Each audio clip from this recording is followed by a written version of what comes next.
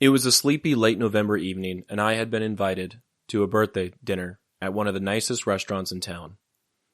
It was a part of a popular regional chain of high-end restaurants that was built prioritizing a close proximity to the nicest neighborhoods north of Orlando, ones that oftentimes boasted residency of Magic basketball players, former Hollywood celebrities, and ambulance-chasing lawyers who plastered their faces on billboards dotting the East Coast. It was Mary's 81st birthday, and she wanted to celebrate with friends and family. I had become close to Mary, her daughter Lisa, and her son-in-law Tim. Tim and Lisa have 2 children about my age who moved away years ago, and Mary was staying with them for the winter to escape the cold in the north. She splits time between her kids and was admittedly happy to spend her birthday, Thanksgiving, Christmas, and New Year's in Florida. She is a funny woman, with the kind of wise perspective that a second-generation American can have, who was raised in New Jersey and lived most of her life in the South, with a husband in the military and 4 kids. She liked me and wanted me around.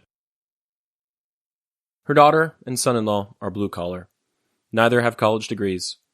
Tim owns a small but generally prosperous construction business, and Lisa raised her kids until they were old enough to drive and then found some corporate position in HR. They had both went to high school in Orlando and never left, moving to the suburbs in Sanford to raise their kids. It was safer and not as expensive. They liked the area for the most part, but always dreamed of moving closer to the coast. Tim was able to afford the meal at the nice restaurant for the family because he had traded work on the building's facade for gift cards, an arrangement he often made so they could enjoy the finer things life had to offer.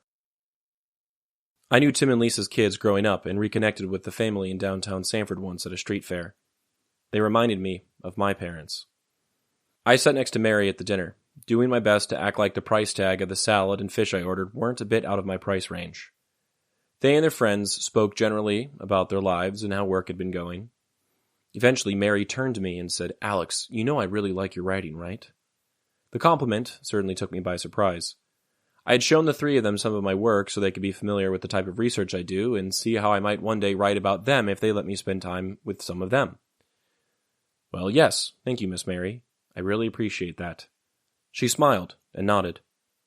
"I have something I want you to do for me," she began, which, admittedly, confused me. I really had no idea what she could want. "Sure. It's your birthday, after all," I smiled. "I want you to write to Dr. Phil about Jessica's kids. I can't write the way you do, and I want him to listen to the story. You can tell it well." My heart sank. She was talking about her granddaughter, the oldest of 10 grandkids and daughter of Lisa's older brother. From what I had been told, Jessica had quite a troubled past. Her mother and father were both abusive, divorced when she was young, and neglected to get her treatment for her diagnosed bipolar disorder and schizophrenia. She barely finished high school and immediately had a run-in with hard drugs in one of those sad, run-down towns south of Orlando, but close to Disney. She had what seemed to be a loving extended family, but years of abusing meth and prescription painkillers that weren't prescribed to her made her paranoid and untrusting of just about everyone. Her father, Benjamin, had recently died homeless from cancer caused by decades of smoking, and she apparently had some unresolved issues with him. He had spent his life working at different gas stations, doing the bare minimum and stealing scratch-offs long enough until he got fired. He had 3 different ex-wives and years of child support payments that he would never get the chance to pay off. He also struggled with his mental health. Mary once expressed that she was afraid he had so much trouble in his life due to the way she and her husband raised him. His dad was mean sometimes, but never hit him like he hit the other kids. Benny was so smart growing up and was supposed to go to college.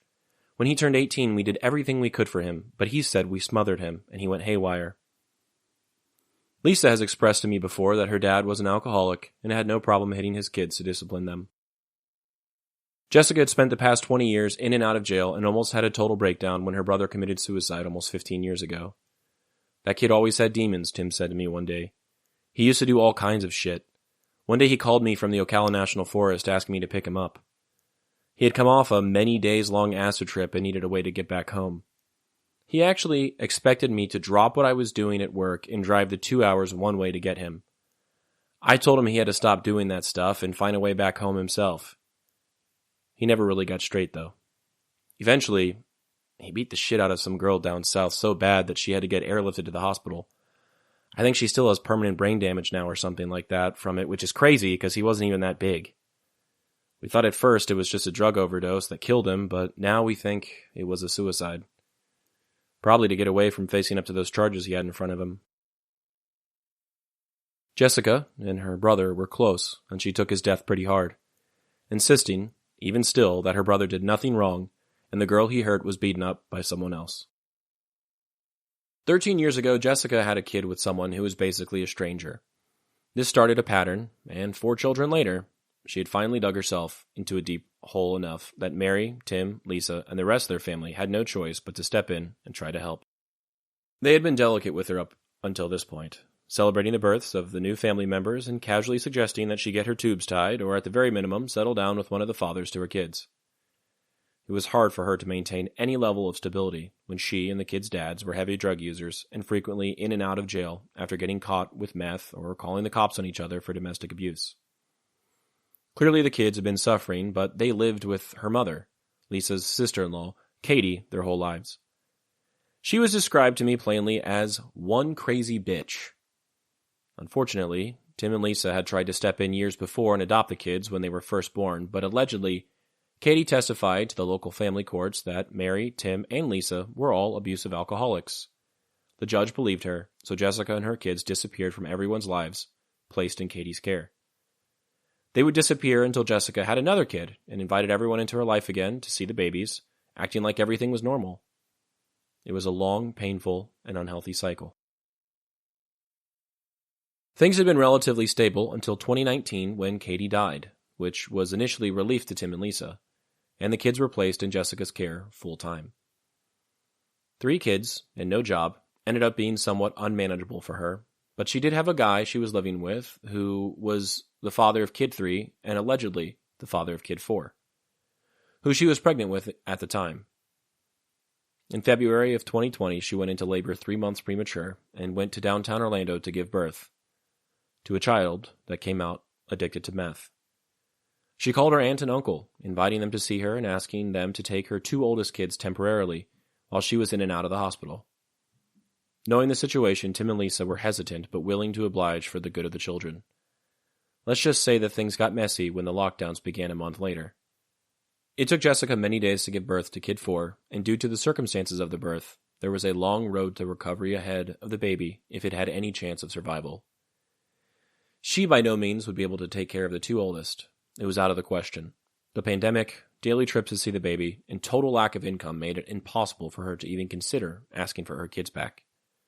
Eventually, Tim and Lisa enrolled them in a school nearby and did their best to raise 2 kids they barely knew during a once-in-a-lifetime global pandemic. Let's just say it was tough, Lisa once told me.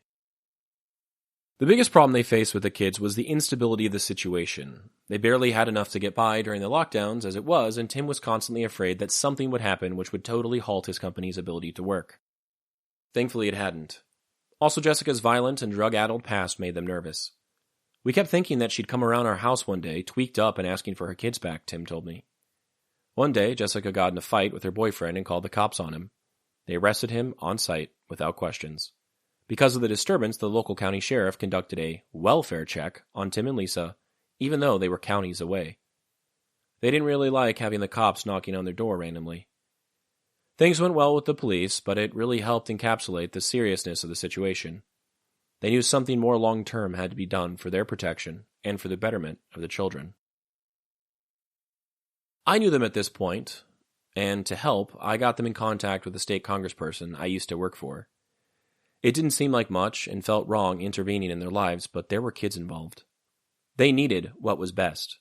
The congressperson put them in contact with a nonprofit that works directly with the Department of Children and Family, DCF, as well as Child Protective Services, CPS, cases. The children were eventually taken by a nonprofit and entered the foster system. It was painful for Tim and Lisa, but they explained their reasoning clearly to me. The kids needed more than we could provide. We could barely afford them, and though the state will give money to foster parents, they wouldn't give us anything because we were related. Plus, we were afraid for our own safety with Jessica in the picture. As long as she was around, we didn't want to be looking over our shoulders all the time, Lisa told me. Not to mention, Tim elaborated, we tried to get them years ago and the judge wouldn't give them to us. The way I see it, the state broke them, they have to fix them. Kid 1 had some anger management and developmental issues and stayed in the foster home for a night until the family kindly asked that he go somewhere else.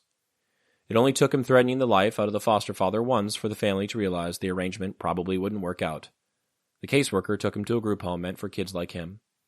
Kid 2 stayed with that foster family, which was generally spoken about like a good thing, except for the fact that the family was black, which, Mary admitted, bothered her, explaining that it must just be her age that made her weird about it, and that they wouldn't let her read Harry Potter, her favorite book series.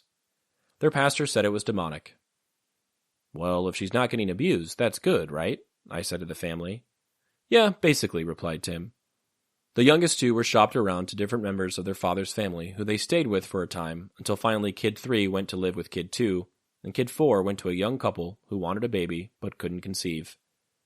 Everyone says Kid 4 is the luckiest of them all.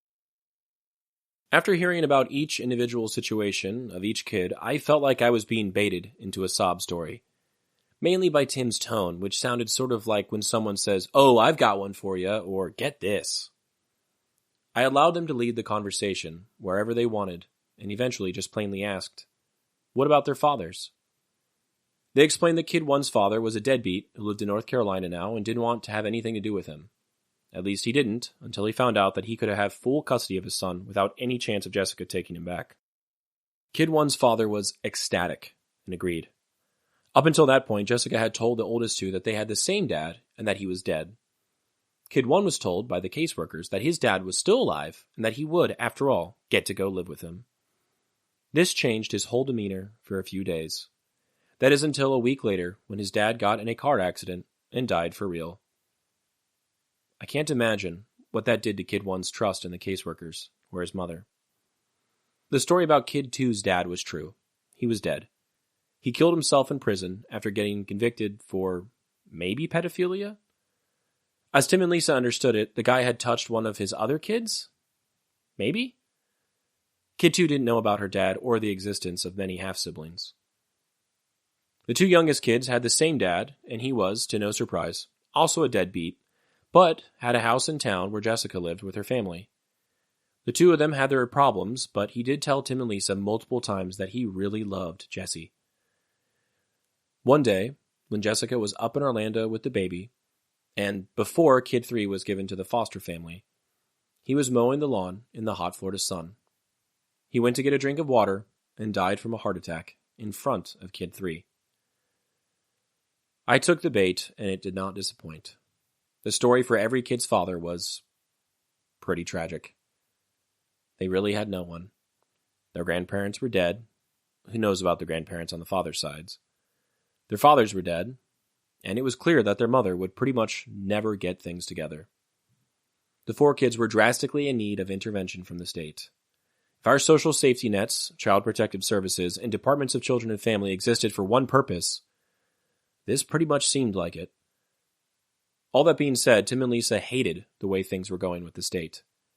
They explained the complicated arrangement between state agencies like DCF and CPS, the judicial system, and nonprofit organizations that are paid by the government to act as caseworkers and guardians ad litem for children who are in these types of situations.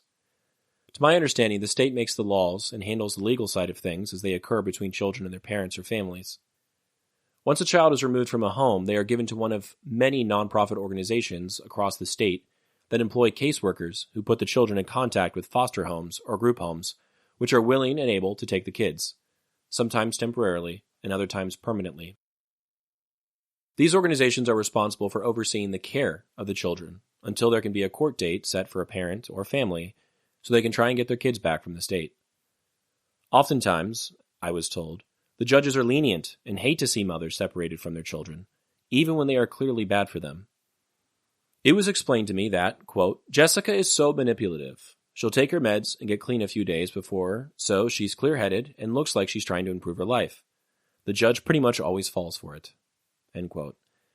If the kids are given back, the parents will still sometimes be given orders for classes they need to take, phrased as development plans, or they will have to pass drug tests.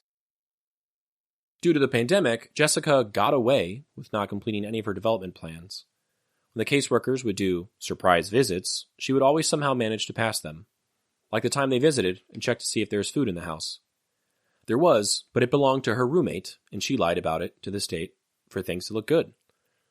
Eventually, because the group homes were not meant to be long-term, Kid 1 was given back to his mother.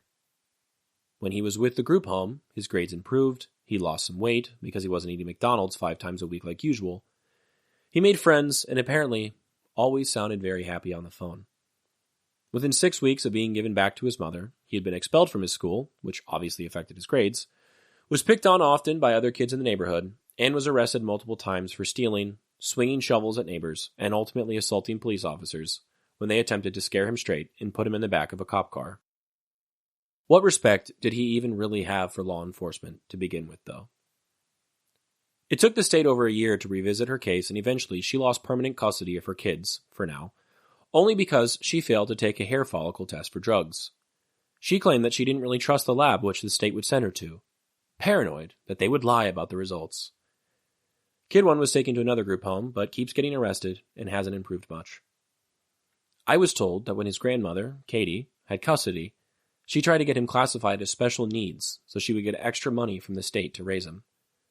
Apparently, he's always been loaded up on medication and given no discipline. When he started to get older and larger than his mom or grandma, he fell victim to Florida's often misused Baker Act, which I'm sure was created with good intentions, but ultimately allows for families to have police declare an individual a danger to themselves or to others. Upon this declaration, the people are committed to psychiatric facilities where they are given medication. I was told firsthand that there was not much psychological therapy involved, and forced to stay there for a minimum of 3 days or until they are no longer a threat to anyone, including themselves. The oldest had been Baker Acted over 5 times before the age of 13, which probably was the cause for his mistrust of law enforcement, besides seeing them arrest his mom and her boyfriends often, and his erratic behavior.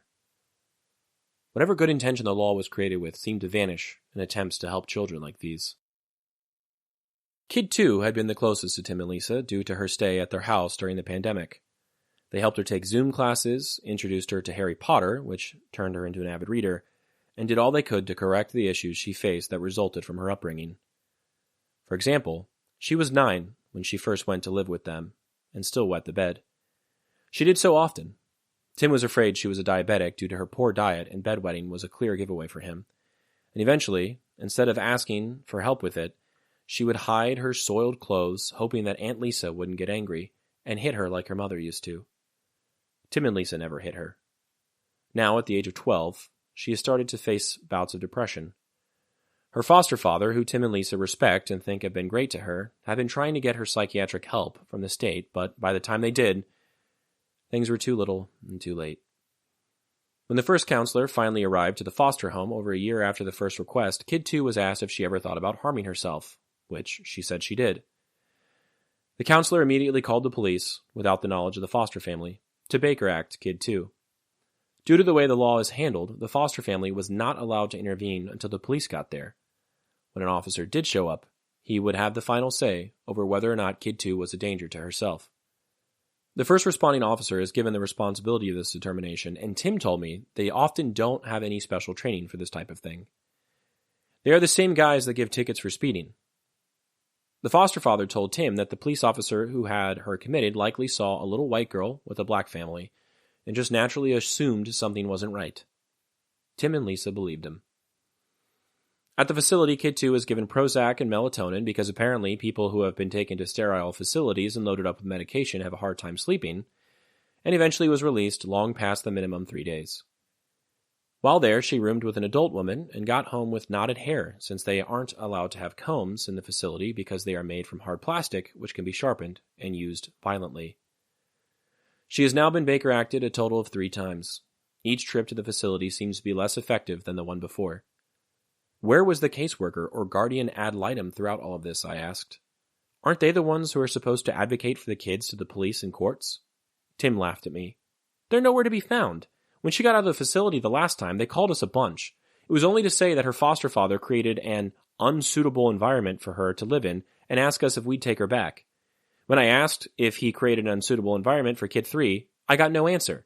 They just want to place the kids and be done with the whole thing. They don't actually care what happens to them. Her foster father and I think that they only say it's unsuitable because he doesn't want to give her the Prozac they prescribed and instead just wants to get her actual therapy to help her work through her problems. Why would they want to drug up kids? That's how her mom got started down the path she's on. After the third Baker Act, Tim started to think that Kid 2 wasn't actually suicidal and was just craving attention from her mother, hoping that eventually she would call and ask if she's okay. She hadn't yet. All of this has been immensely taxing on the family, particularly for Mary. She once explained to me how she saw herself in the kids. Being a second-generation Eastern European in the North, she didn't have a social safety net besides her family. Her father was the town drunk, and her mother, quote, got taken to the loony bin all the time. Eventually, her grandmother, who didn't speak English, reluctantly agreed to take her. Her grandfather used to beat her because she was a reminder of her parents. I can't give up on these kids because I know what they're going through, she once told me. The same thing happened to me, and if it wasn't for my sister who was 16 years older than me who could eventually afford to raise me, I don't know where I'd be right now. Tim now despises the state's systems. He loves the Republican government that the state of Florida boasts proudly, but hates the way that these types of social welfare systems operate. He associates these issues with the running list of things he hates that the government provides to people like Jessica, who he firmly believes don't deserve it. She abuses her kids and uses hard drugs, and still people like us pay for her cell phone, her health insurance, her food, everything. Meanwhile, I have to wake up at 5 a.m. every day and bust my ass just to get by. It isn't right, said Tim. Though paradoxical, Tim's relationship with the state government makes some sense. On a rhetorical or theoretical level, he believes in what the governor and state legislature are doing. The problems his family is facing, as he sees them, run much deeper than current administrations. Even though the state has been in his party's control for decades, still, it's the institutions themselves which are corrupt and broken. They've existed long before anyone around had any say over them, and the current legislative body has simply inherited an irreparable system.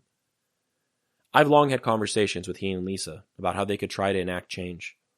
The way that I see it, if the judicial system is filled with lazy or lenient judges and the nonprofits are filled with incompetent or uncaring caseworkers, it seems like the issues they find with the system lie in the bedrock. They must be firmly rooted in the varied laws which facilitate and manage these structures. Though things feel irreparable and there has been permanent harm done to the children's well-being, Tim and Lisa's family can still try to make their story heard. I've encouraged them at great length to contact their state congressperson and senator. That's not even a priority, Tim said to me. I just don't know how much it could change, honestly. I don't know why they'd care to speak to us. We aren't special or unique. We spoke to that one guy because you know him. I've wanted to call him back, but he told us Florida was used as a model of what to do right. I can't imagine what all this is like in other states. The situation feels entirely out of their control, as they get jostled between caseworkers and play the waiting game with court dates. Meanwhile, the children, at least the older two, seem to have regressed while being in the system's care. We have a situation where things feel broken, and those who are suffering feel unable to find help from the very people who have the only sort of ability to directly fix the institutions which need fixing. We have a system which exists directly at the order of the government, but operates independently of those who fund the agencies and make the rules. Tim believes that the bureaucratic system in Tallahassee, which has existed since the city's founding, is to blame for what is going on, and that because there are so many moving parts, not even his ideological counterparts in the legislature have what it takes to fix things, at least not fast enough to help the kids that need it right now. What's going to happen when they become adults? Do they even have any options? When I was told about Kid 1's first arrest, which was heartbreaking for Tim and Lisa to tell me about, Lisa finished the story by saying, and he was just telling us about how he wanted to be a lawyer when he grew up. I didn't say anything to her at the time, but looking back, the statement is almost comical. He was born addicted to drugs, raised by an abusive grandmother, and now mother, and has been tossed around by this system. He hasn't had structure, and school is hard enough as it is without any of this. I don't think he ever had a chance of being a lawyer. The optimism and inability to see the situation for what it was intrigued me. I felt compelled at one point to discuss with them how often people in the foster care system become homeless or have lifelong run-ins with the law, but it felt like I'd be pouring gasoline on a fire. The hopelessness felt by the family as a result of coming face-to-face with a massive institution against which they are powerless is what ultimately culminated and Mary asking for my help. This family is facing an intergenerational dilemma, where their own children, siblings, and parents have suffered from untreated mental illness, drug addiction, alcoholism, poverty, and the misuse and abuse of the law by figures of authority. And now, those who have managed to stay on better paths and make healthier decisions than those closest to them still feel like they are being punished. Mary worked hard, raising her litter of kids, and is rewarded, at the end of her life, with the anxiety felt by someone unsure of what will happen to those most vulnerable in her large family, meanwhile dredging up ancient traumas she experienced in her childhood. Lisa and Tim, though initially trying to be accommodating and generous, have now been pulled into a whirlpool of time, energy, and emotion, constantly asked to right the wrongs they feel others committed, even when Lisa has other siblings who have not been involved at all. Face to face with all this, Mary thought to go to the one person in her whole life that she believed could actually make a difference, Dr. Phil. It hurts me to think of her solution to the situation, but it makes some sense. She knows his influence, and he is a doctor after all. She's seen him work miracles for years by sending bratty kids to the ranch, empowering those captured by drugs to attend rehab, and giving parents tips and tricks to help withstand the onslaught of the slings and arrows they experience when living with unruly kids. I didn't ask her how often Dr. Phil checks up with his former patients on his show, knowing how effective his work really is when the cameras aren't rolling. The parasocial relationship seemed to focus only on the positives. I instead asked what she expected would result from me writing Dr. Phil on her behalf. Well, to start, she said, you don't have to put your name on it. I'll say I wrote it. That way, you don't have to be involved. I don't want you to stake your reputation on something like this. I chuckled. I'm not worried so much about myself, but go on. She looked around for approval from Tim and Lisa, but they were lost in another conversation. I've seen a lot of people on there who aren't even half as bad as Jessica, and the stuff that's going on with her kids, I don't know why he wouldn't want to help. I nodded. I see what you're saying, but what can Dr. Phil do that the state of Florida can't? She looked incredulous. What do you mean? They haven't been able to do anything. At the very least, he could bring attention to all this. Sure, but would you even want him to bring attention to this? There are a lot of people involved here. If the kids are already being made fun of at school and having a rough time, how much worse could this make it? She shook her head in protest. He'd help them. He wouldn't make it worse, and maybe instead of arresting Jessica, he could get her real help. Another blow to my emotions. After everything, she just wanted to get her granddaughter what she thought was the proper help. There was still a chance for redemption. There was still a chance for good. Jessica was not lost. Things could be made right. Mary might have said this optimism stemmed from her Catholic upbringing coming out in practice. I would wager she was just a genuinely good person trying to keep her family together. I had to get Tim and Lisa's opinions. I locked eyes with Tim. What do you guys think about this? He looked at me quizzically. About what? Miss Mary here wants me to write Dr. Phil on behalf of your family to help with Jessica and her kids. His head dropped. Lisa took a deep breath. I thought we talked about this, she said to Mary. We don't need to go to Dr. Phil. He couldn't do anything anyway. The problems Jessica has can't be fixed. She's been given enough chances to prove that. I interrupted. Has she? When was the last time she was in rehab? Like, real rehab? She's never been to a real rehab, but they make her get clean when she's in jail, replied Lisa. Real rehab is too expensive. The state of Florida can't afford that, and DCF or CPS won't pay for it. They just want her to get clean on her own. I felt a surge of confidence, totally forgetting my place. Well, it seems like she hasn't actually tried to go straight. You said she has mental health issues, right? Mixing those with drugs makes it sound like she isn't really in control of her actions very much, at least not like you or me. Maybe at first she was, but now? Who knows? Tim didn't like my perspective. She lost any sort of benefit of the doubt when she brought kids into the world high on drugs and abused them. I nodded, backing off.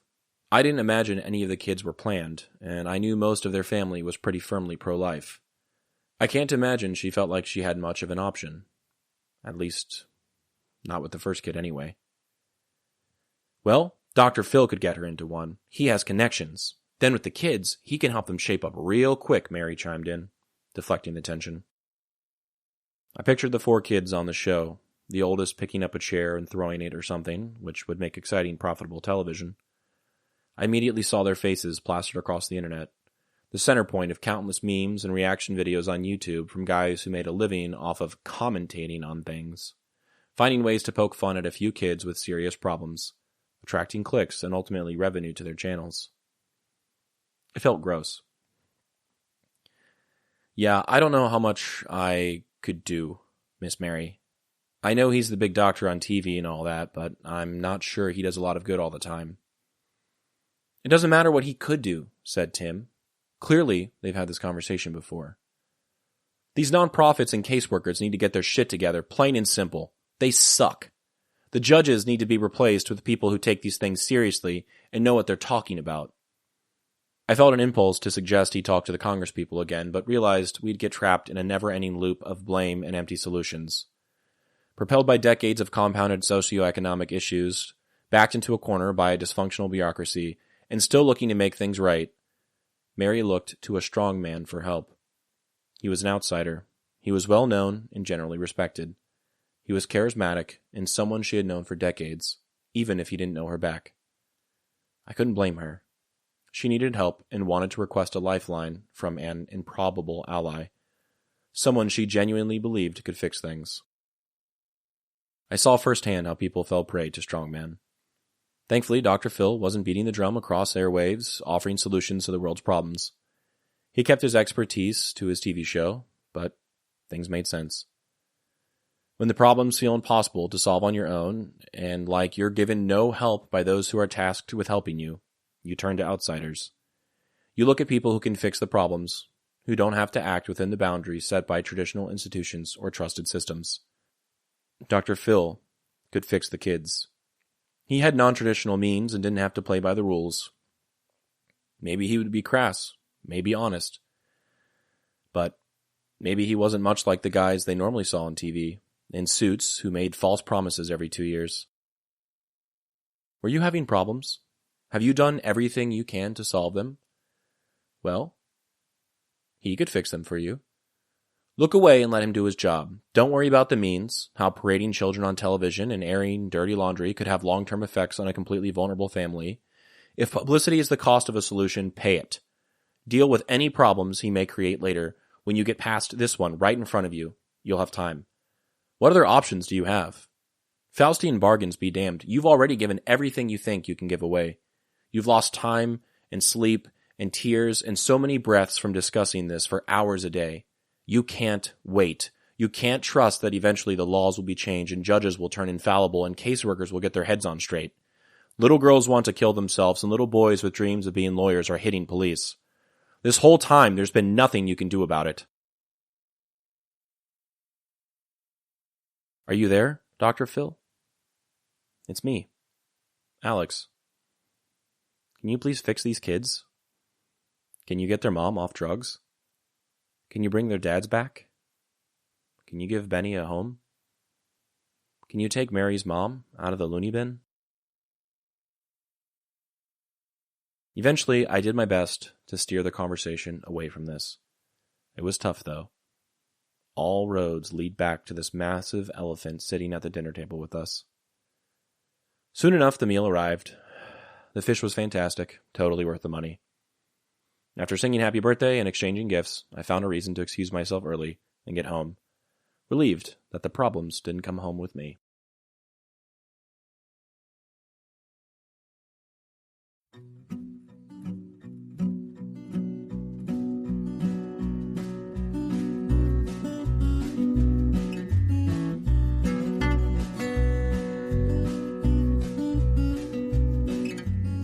I'm Alex Lowy, and I hope you have enjoyed listening to this episode of Dearest Suzie, and receiving messages from the past that my poppy wrote exactly 60 years ago.